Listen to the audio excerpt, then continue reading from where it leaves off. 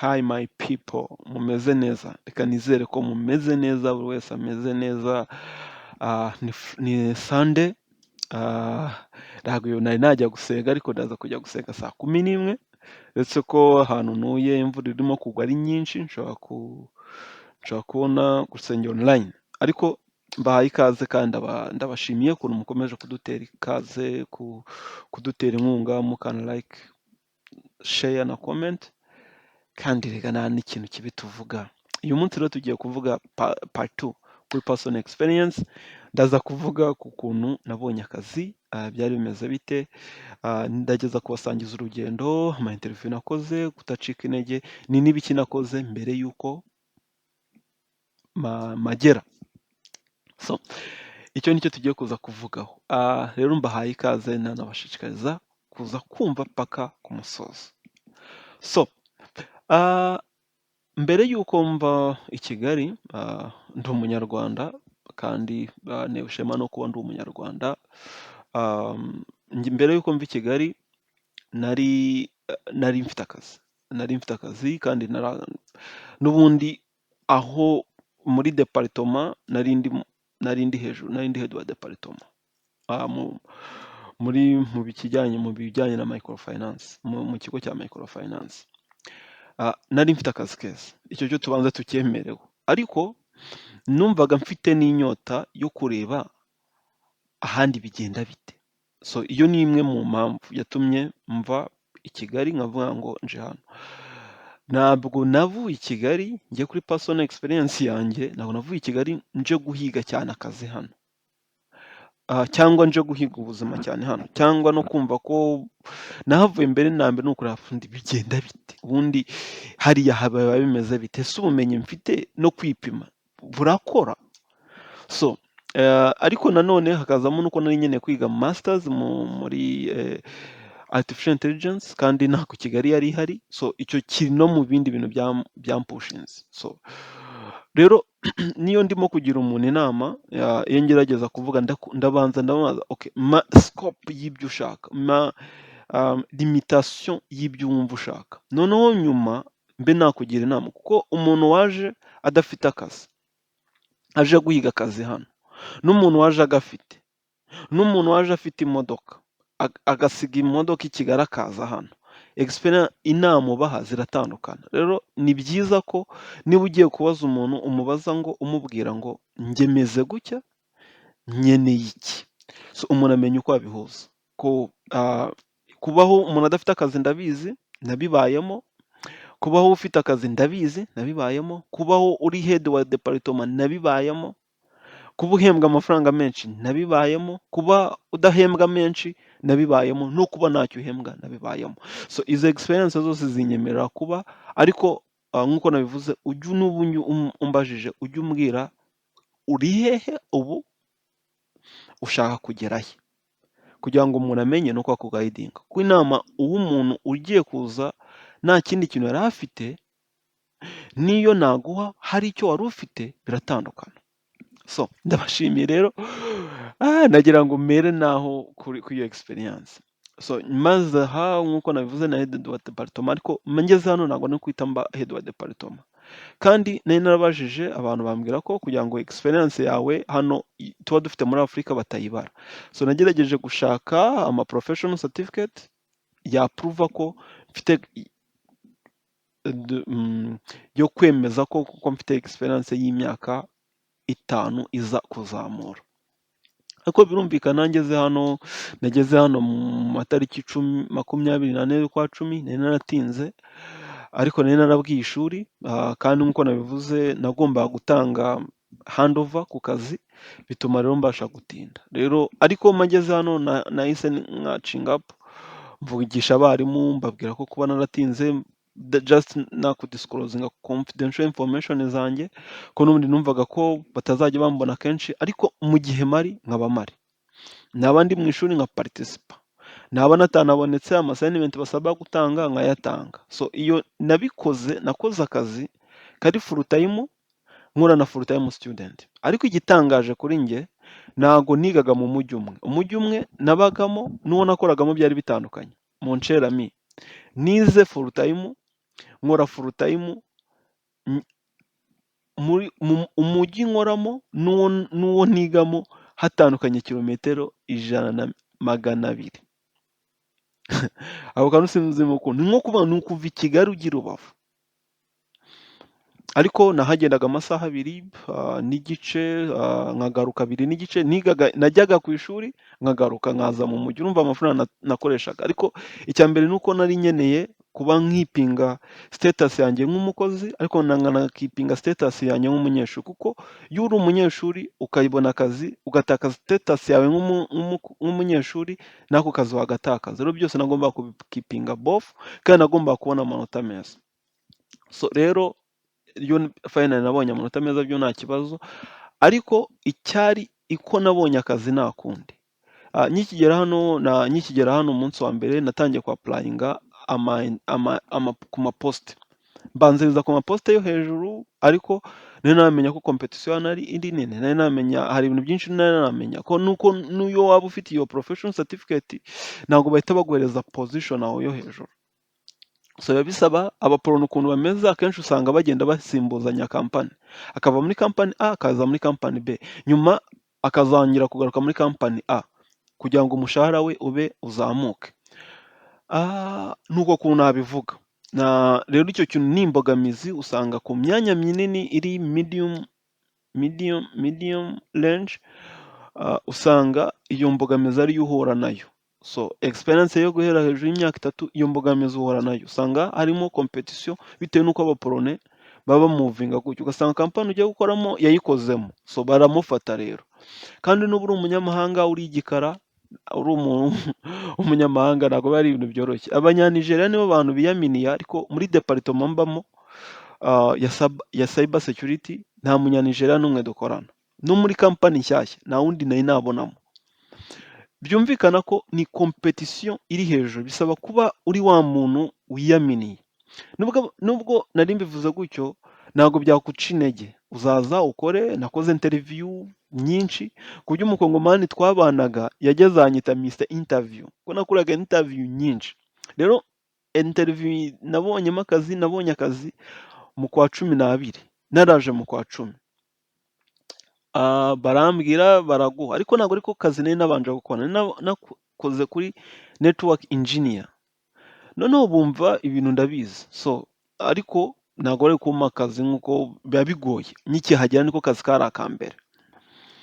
Icyo bankoreye, barandekomanze ku wundi mwanya, abarekruta bandekomanda ku wundi mwanya, uri junior ho gatoya, aba ariwo mera wari gukora yari kampani y'igifaransa, ari gusapotinga amarauta, ibintu nakabaye naravuyemo nko mu myaka nari naravuyemo kera. Ndabikora nyine just to put something on the table, kugira ngo ubone ikintu cyo kurya. Nkakora ukwezi n'igice ahari. So kampani nkikigera hano, hari umugrupe y'abanyarwanda naranditsemo, ndababwira ko umuntu uzabona wabona akazi, mfite experience n'iyi, mfite ama professional certificate aya n'aya, wabona umuntu bakeneye umuntu muri cyber security hejuru y'imyaka 3 yambwira. So umuvandimwe w'umunyarwanda ukora muri HR yari akeneye umukozi nk'uwo, so arandekomanda, nkora interview na manager wanjye, aba muri Amerika, n'undi muntu w'umuporone w'umumama. So interview nyikora neza, narayiteguye pe, ndayikora ndayitsinda, so ku buryo nanjye numvaga nayikoze.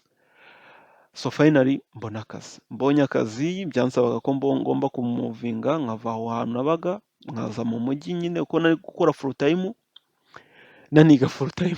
It was crazy but I managed that. So ntabwo byari ibintu bigoye. Icyo navuga rero muri experience yanjye, icya mbere nukigera hano, mbere utaraza hano ugomba kubanza ukitegura, apana kuza gusa.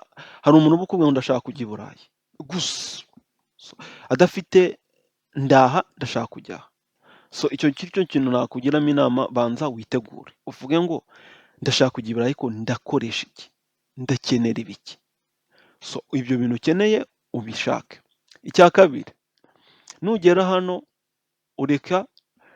reka kwiheza no kumva ko just ku gurupe y'abanyarwanda cyangwa y'abandi bantu uvukamo ugerageze ushake abantu uba in touch n'abantu, si ngombwa ngo muhure, si ngombwa ngo ujye mu tubari, oya, just aho, kuko iyo umuntu akurekomanze kampani imuhereza amafaranga.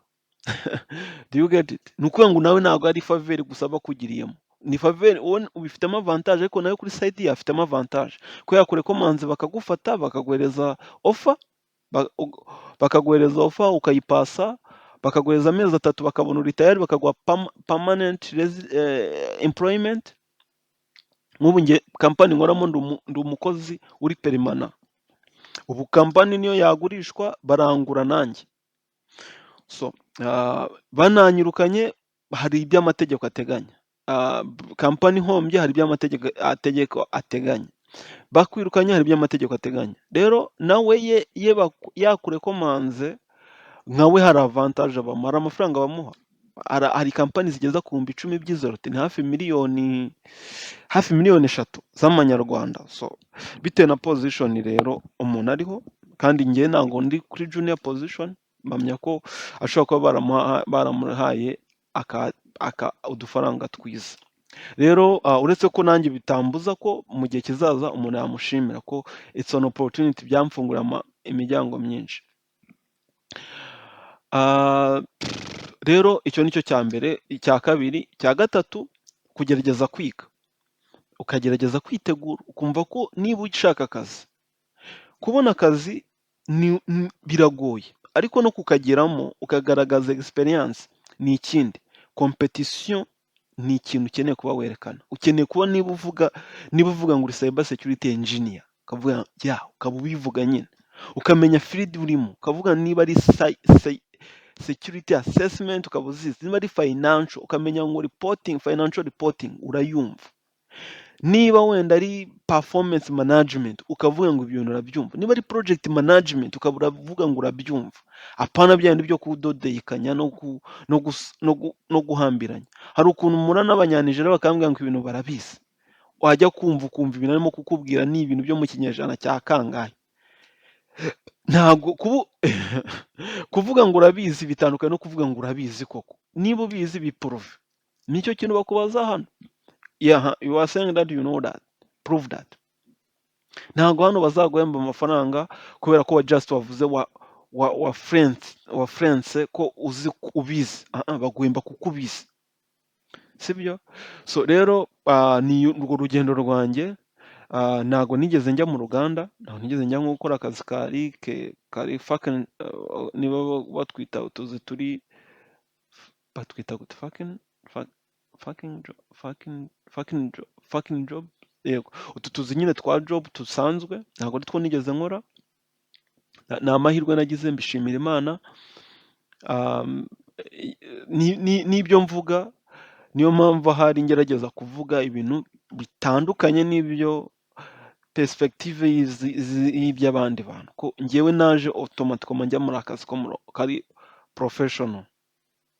So rero ntabwo byari byoroshye, ariko nawe wabishobora, as long as wumvishe urugendo nakoze, nawe nzi ko neza wabishobora. So muri hangana ntabwo nigeze disclosinga confidential informations kubera of course company nkoramo, kubera ibyo nkoramo, ariko ni financial sector. So ntabwo nigeze mbidisclosinga, nta nubwo nzabidisclosinga, kuko icya mbere for personal reasons, ariko no kuri reputation ya company yanjye.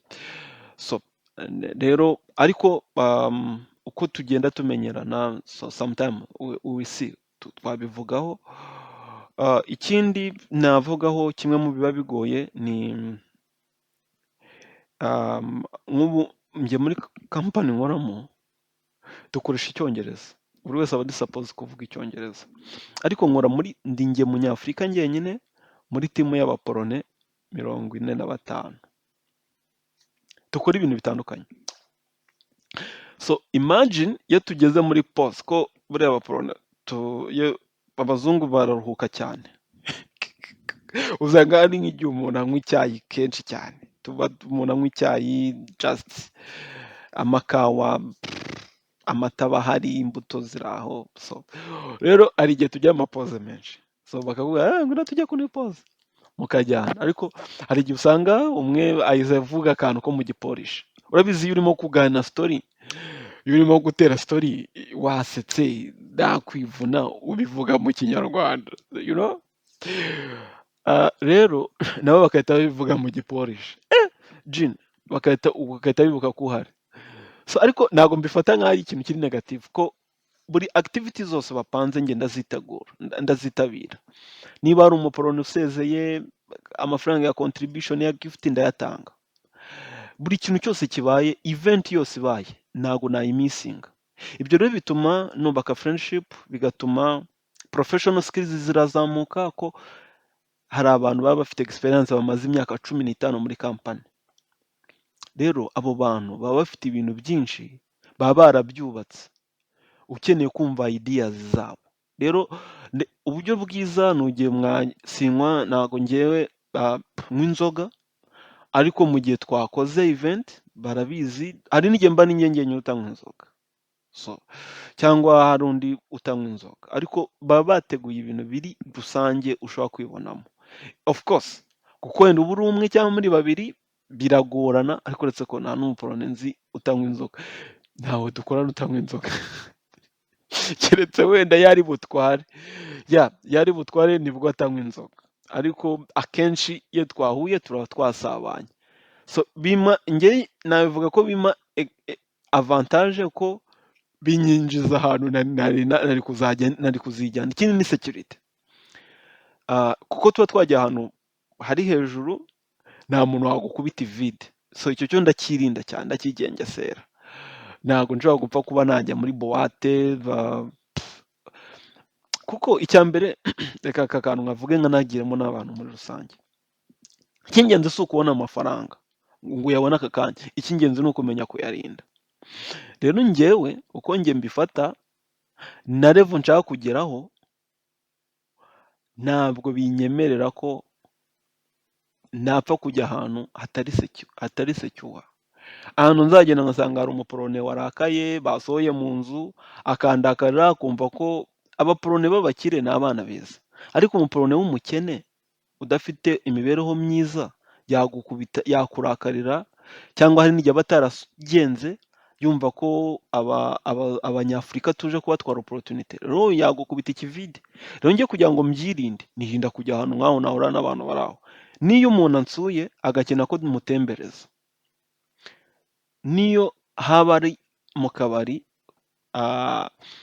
k'amafaranga wenda asanzwe ahandi bishyura 7, nshobora kumujyana 15, kubera ko aho ndabizi abantu bazaba bahari ni abakapo, nta bantu batwara amarenje rover, ni abantu bafite amafaranga. So mbere mwemera nkayatakaza, uretse ko natajya no mu kabari kenshi, mwemera nkayatakaza cyangwa mwemera nkayasohora, ariko kubera security yanjye. Umuntu nankubita ikivide se akazi nzakabona gute? Niba nkubita ikivide nibwo company nyishyurira insurance narwara, ariko ibyo bintu nzajya kubiprova gute narwanye? Wapi? Rero wowe nuzi ukumva ko uzarwana, mbivuze ko kuba nabona akazi kari professional, hari n'ibyo binsaba kugira ibyo nitwararika, binsaba kugira ibyo nigomwa. Ndabizi. Ikindi navuga kindi ni uko muri personal experience yanjye nirinze kurwaragurika cyangwa no kuprofita cyane. Kuvuga hari ukuntu uba uzi ngo ufite opportunity, warangiza ukazajya wigirisha ukomplaininga cyane. Njye narabyirinze, kubera ko nk'ubu hashobora kuba impamvu wowe nk'umwenegihugu, nk'umunyamahanga, ushobora kuba ari we wa mbere wabigenderamo. So njye rero mitamo mbere na mbere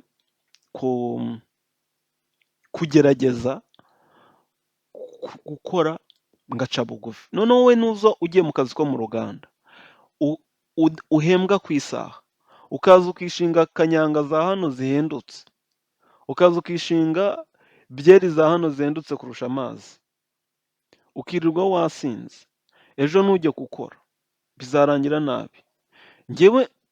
Njyewe kuri experience nabonye, uko uzamuka ugera hejuru niko n'ibyo ukora bivunana, bikuvuna bigabanuka, ugakoresha ubwenge cyane kurusha gukoresha imbaraga.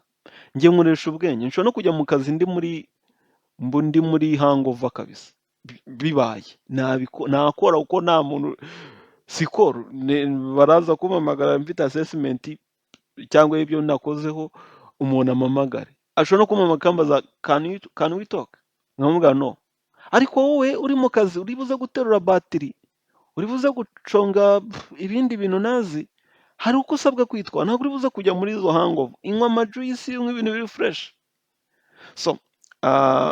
So icyo kintu nicyo nakikomentaho, ko ntiwumve ko niba ugeze i Burayi ubuzima bworoshye. Njyewe ikirimo kumvuna cyane ubu ni ukuzamura experience nkayishyira mu bicu cyane, nkazamura skills zanjye nkazishyira mu bicu. Iyo ndangije akazi, nkikirangiza akazi, ndaza ngacana imashini still nkicara nkiga, either nkiga ibijyanye n'akazi cyangwa nkiga ibindi bintu bijyanye n'ibyo nzi nshaka kuzakora. Rero niwumva ko niba urangije akazi ukumva ko wakize wadamaraye, njye muri experience yanjye ntabwo nabikurekomanda, cyangwa nkurikije nuko ibintu ndimo kubibona ko company zirimo kugenda zitwara, nakubwira you have to fight, you have to keep your skills to the highest level. Ugomba kuzamura experience yawe cyangwa igipimo cyawe kikaba ku rwego rwo hejuru. Nk'ubu ndeka mbaho urugero, ku kazi iyo tugeze muri sama twemererwa kwambara amakabutura, ariko sinshobora kwambara ikabutura. Muzi impamvu? Nagira ibyago nkahahurira n'umuntu wenda w'umu investor nari nabimenye, iyo image bikagenda bite? Bashobora kugufayaringa. So ibyiza rero wirinda ibyo bintu, wirinda kunegirija, wirinda kumenyera, sibyo? Njye nabikora, ariko kimwe mu bintu nabonye abanyafurika tuzira kumenyera. Buriya abanyafurika tumenyera nabi ibintu, ntukajya ubimenyera, sibyo? Icya kabiri, dukunda injira z'ubusamo. Ndakwinginze nugera hano cyane no mu bindi bintu utegura, ibintu byose bipange. Ntabwo abazungu bashaka inzira z'ubusamo, icyo kintu nakibigiyeho. Ikindi, piriyotiza ibintu byose si wabikora, ariko nushaka gukora iki ugakora kiriya, ntuzabishobora. Ikindi, ibyo bigufasha gupanga mu kazi dukora cyangwa muri experience y'akazi nkora. Iyo umuntu aguhaye raporo arakubwira ngo nshaka raporo iki gihe n'iki, ntabwo akubwira ngo ntabwo uri suppose yo kuyikora ako kanya, ariko usabwe ku meeting yo deadline. Rero mu bintu dukeneye kwiga, nasaba niba wumva uri tayari, irinde kuzijagaraza ujya mu bintu binibi, utakorenga hariya ujya hariya, utakorenga hariya. Menya nshaka iki, icyo ushaka aba ari cyo ukora, sibyo? Rwose nubikora gutyo uzagera kuri maximum yawe ushoboka. Ikindi, bisubiremo, wirinde kumenyera. Ibi bintu ntibimenyerwa, sibyo? Ngiye mbonye abantu ukuntu bamenyera, iyo mbonye ukuntu abanyafurika tumenyera, birambabaza. Ikindi, wirinde kwihenura. Ndababwiza ukuri ko imwe mu ndwara wagira ngo nsa nkaho natakunda ku banyafurika, iyo umunyafurika abonye akazi, ndabivuga muri rusange, nanze ariko kuvuga ndavuga abanyafurika kuko nicyo gice ndimo gutagetinga, n'abandi nabo ubwo bavuga ibyabo. Abanyafurika kimwe mu bintu nabonye kindi kitari cyiza, turanyurwa. Niba uhembwa 4,000 ukumva ko ngo ariyo maximum yawe, shaka 5, ariko umenye ngo ibyo 5 kugira ngo babiguhembe bisaba iki, ubigeho, ubitegure, ubyige, ubyigire, ubitegure. Apana ibintu byo mbona abana tunyurwa cyane, ntabwo ari byiza. So nawe nuza, ni nabyo mbifuriza, n'ahandi hose wajya no mu kazi, niyo waguma mu Rwanda ntuzanyurwe ngo wumve ngo unyurwe, ngo unamenyera akazi. Nkigikora muri ahantu hamwe nigeze gukora, hari umumama wabyukaga saa 2 areba filime ya Jumongo, akabihera kuri reception saa 1:30 tugeze mu kazi. akajya kuri Jumongo, akazamuka kuri foro ya kabiri areba filimi, ubwo yajyaga kugera saa 11 hejuru, dutaha aribwo ageze saa 11, ubundi yaciye muri ofisi aganira agira ate. So rero ni bibi, ni bibi pe, ibyo bintu ni bibi. Nagira inama umuntu wese ko ibyo bitari byiza kubikora. So rero ndabashimiye, ni urwo rugero nakoze, ni nizo nama mfite, ni nizo mpuguro mfite, kandi ndakeka ko abenshi twaganiriye bakazikurikiza byabagiriye umumaro. Rero mpamya ko nawe byagufasha, kandi uteye iterambere ryawe niryo terambere ryanjye, natitaye aho uvuka, natitaye ngo uri mwene wacu, natitaye ngo uri umunyarwanda cyangwa uri umurundi cyangwa uri umukongomani. Mbonye umunyafurika ateye imbere, nkabona uteye imbere, kuko uteye imbere, iterambere ryawe ryatuma aho agace utuyemo gatera imbere. Umuntu wari kwiba, mwene wanyu wari kwiba, wenda ugize amafaranga ukamusapotinga, ntabwo aziba. Buriya umutekano rimwe na rimwe tuwubuzwa n'abantu no kuba tudateye imbere, ariko uramutse uteye imbere, ubuse waba wateye imbere ukajya kuroga umuntu? Wapi. Waba wateye imbere ukagira umuntu umushiha? Wapi. Hari iki iterambere rifasha. Icyo kintu rero ndakibifurije, mbifurije gutera imbere, mbifurije gukora cyane, mbifurije kuza mukabona akazi, tukazajya duhura mungurira agacupa, mungurira agafanta, so nanjye nkakabagurira. Imana iduhana umugisha. Murakoze, naho ubutaha mu yindi episode, nazi ngo izaba imeze gute. Uramutse ufite igitekerezo, ufite inyunganizi, ufite comment, wambwira, kandi ibitekerezo byanyu turabyakira. Icyumva twaba tutavuze gihuza nuko ubyumva, so ni personal experience, ntabwo navuze experience yawe. So Imana iduhana umugisha rero, naho ubutaha. Ciao ciao, bye.